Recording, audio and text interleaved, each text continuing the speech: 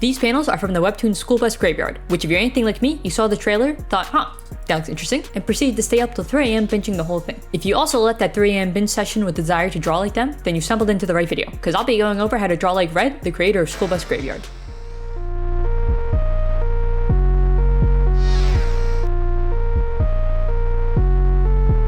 First off, anatomy. The characters are quite lanky, having thin limbs and necks. This is contrasted against the hands and shoes, which are a bit big in comparison. The shoulders are anywhere from a full head to half a head wide, and the bodies themselves are often around 7 to 8 heads tall. The top half is between 3 and 3.5 heads, while the bottom half is around 4.5 to 5 heads.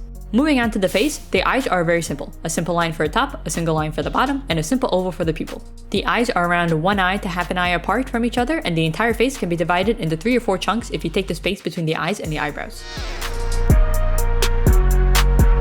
Alright, we are going to blitz through this because the liner is actually extremely simple.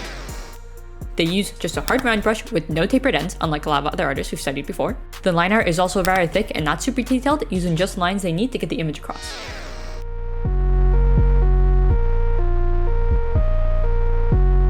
Yeah, like I said, the line art was very quick.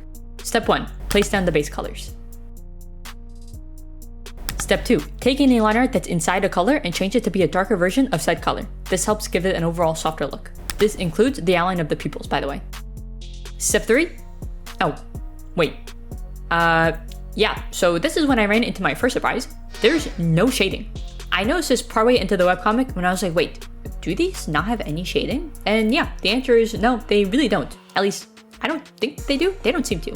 There may be some very subtle gradients happening occasionally, but that could just be my eyes playing tricks on me, and only in certain moments. So as far as we're concerned, that's it for the rendering. Very simple, perfect to keep up with the speed of a webcomic.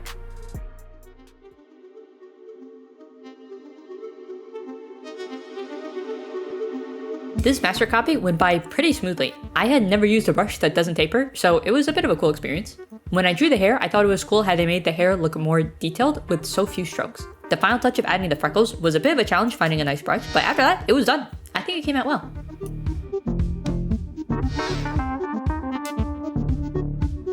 For my master study, I drew my OCU Wisp, which of course I always do.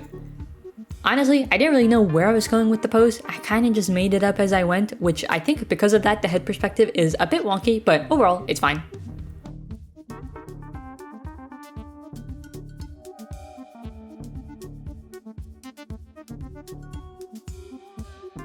And that's it for the master study. I feel like if you put him next to the other characters, he would kind of fit in. Maybe not the really red hair, but outside of that, I think he fit in.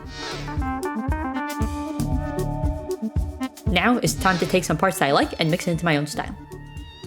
I use the liner as a basis since their proportions are relatively similar and adjust it from there.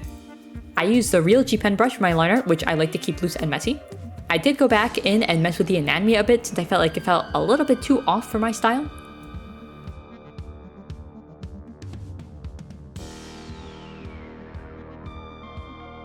But once I had that all sorted and moved on to the coloring, I stuck with my typical muted color palette. But I did experiment with leaving in things like the eyebrows blending into the hair by changing the line art color. I think it gives it a cool look. I also did that for the lines within the shirt, helping to give it a softer look.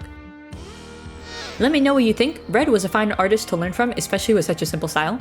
I enjoyed experimenting with some pieces and incorporating it into my own art style. I hope you found this video useful. If you did, make sure to like, subscribe, and leave a comment down below for what you'd like to see in the future.